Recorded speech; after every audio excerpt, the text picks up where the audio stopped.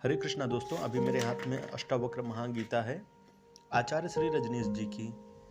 इसके page number 269 पर एक बहुत सुंदर कहानी है, वो मैं आप लोगों के साथ शेयर करना चाहता हूँ। कहानी है अहंकार के संबंध में। जैसे हमसे गलतियाँ होती है, अहंकार कैसे उसे सुधारने की कोशिश करता है। जो हमारे पास ज्ञान है, जो हमारे जीवन में नहीं है लेकिन हमें ज्ञान के रूप में जो हम जानते हैं, उससे हम कैसे अपने अहंकार को बचाते हैं। तो उनके इस थोड़े से प्रवचन का जो हिस्सा है मैं उससे शुरू करना चाहता हूँ। वो कहते हैं कि सुधारवादी मत बनना, सुधारवादी से ज़्यादा तुम सज्जन बन सकते हो। मैं तुम्हें क्रांतिकारी बनाना चाहता हूँ। क्रांति तुम्हारे जीवन में संतत्व को लाएगी। तुम्हारे जो संत हैं वे सज्जन से ज़्यादा नहीं हैं। वास्तविक संत तो परम विद्रोही होता है।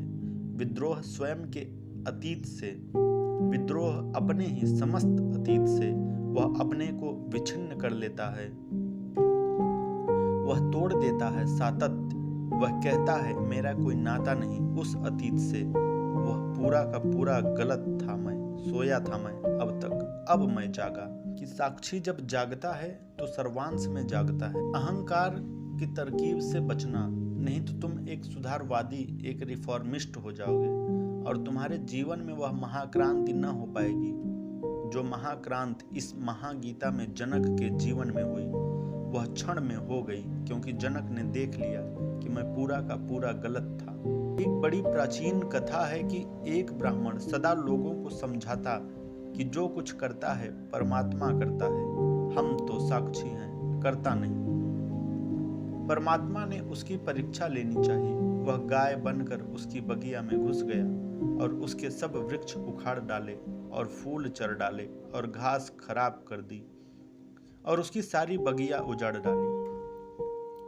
जब वह ब्राह्मण अपनी पूजा पाठ से उठकर बाहर आया, पूजा पाठ में वह यही कह रहा था कि तू ही है कर्ता, हम तो कुछ भी नहीं हैं, हम तो दृष्टा मात्र हैं।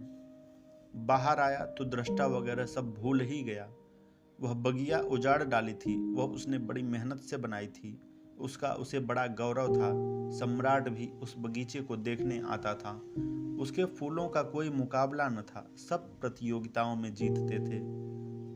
वह भूल ही गया सब पूजा पाठ, सब साक्षी इत्यादि की बातें, ये ज्ञान, वैराग्य, दृष्टा, कर्ता सब भूल ही गया। उसने उठाया एक डंडा और पीटना शुरू किया गाय को। उसने इतना पीटा कि गाय मर गई। तब वह थोड़ा घबराया और उसने सोचा कि यह मैंने क्या कर दिया, गौ हत्या ब्राह्मण कर दे। और जो ब्राह्मणों की संहिता है, मनुस्मृति, वह भी कहती है कि यह तो महापाप है, इससे तो बड़ा और कोई पाप ही नहीं है गौ हत्या। सोचकर ही वह कपने लगा, लेकिन तभी उसके ज्ञान ने उसे सहारा दिया। उसने कहा, अरे नासमझ, सदा तू कहता रहा है कि हम तो साक्षी हैं, यह भी परमात्मा ने ही किया, करता तो वही है, यह कोई हमने थोड़े ही किया। वह फिर संभल गया। गांव के लोग आ गए, वे कहने लगे, महाराज, ब्राह्मण महाराज, यह क्या कर डाला। उसने कहा, मैं कौन करने वाला तो परमात्मा है, उसी ने जो चाहा वह हुआ। गाय को मरना होगा, उसे मारना होगा, मैं तो निमित्त मात्र हूँ।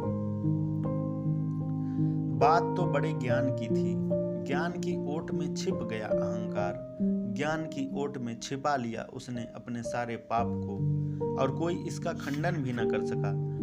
लोगों ने कहा, ब्राह्मण देवता पहले से ही समझाते रहे हैं कि यह सब साक्षी है, तो यह बात भी ठीक है कि वे क्या कर सकते हैं, उनका कोई कसूर नहीं, करने वाला तो परमात्मा ही है, वह जो चाहता है वही होता है। परमात्मा दूसरे दिन फिर आया, तब वह एक भिखारी ब्राह्मण की तरह आया। उसने आकर कहा कि अरे बड़ा सुंदर बगीचा है, बड़े सुंदर फूल खिले हैं, यह किसने लगाया है। उस ब्राह्मण ने कहा, किसने लगाया, अरे मैंने लगाया है। वह उसे दिखाने लगा परमात्मा को ले जाकर, जो वृक्ष उसने लगाए थे, संवारे थे, जो बड़े सुंदर थे। और बार बार परमात्मा उससे पूछने लगा, ब्राह्मण देवता आपने ही लगाए हैं, सच कहते हैं। वह बार बार कहने लगा, हाँ मैंने ही लगाए हैं, और कौन लगाने वाला है। अरे और कौन है लगाने वाला, मैं ही हूँ लगाने वाला, यह मेरा ही बगीचा है। विदा जब होने लगा वह ब्राह्मण छिपा हुआ परमात्मा, तो उसने कहा, ब्राह्मण देवता, एक बात कहनी है कि मीठा मीठा गप कड़वा कड़वा थू। तो उसने कहा, ब्राह्मण से पूछा, तुम्हारा मतलब मीठा मीठा गप कड़वा कड़वा थू क्या कहते हो? उसने कहा, अब तुम ही सोच लो, गाय मरी तो परमात्मा ने मारी, तुम साक्षी थे, और वृक्ष लगाए तुमने, परमात्मा साक्षी है। अहंकार बड़ी तरकीबें करता है, सदा मीठा मीठा गप कड़वा कड़वा थू, और वही उसके बचाव के उपाय हैं। क्रांति तो तब घटित होती है जब तुम जानते हो कि सर्वांश में मैं ही गलत था, समग्र रूपेण मैं गलत था, मेरा अब तक का होना ही गलत था। उसमें प्रकाश की कोई किरण न थी, वह सब अंधकार था। ऐसे बोध के साथ ही क्रांति घटित होती है और तत्क्षण प्रकाश हो जाता है।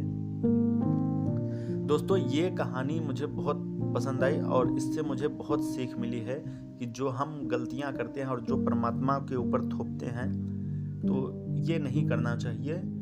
ये अष्टावक्र महागीता पुस्तक में पेज नंबर 269 पे है, आप पढ़ सकते हैं। बहुत सुंदर कहानी है, बहुत प्रेरणास्पद है। उम्मीद करता हूँ आप सब लोगों को बहुत पसंद आई होगी, और अगर आप चैनल पे नए हैं तो प्लीज़ चैनल को सब्सक्राइब कर दीजिए। धन्यवाद।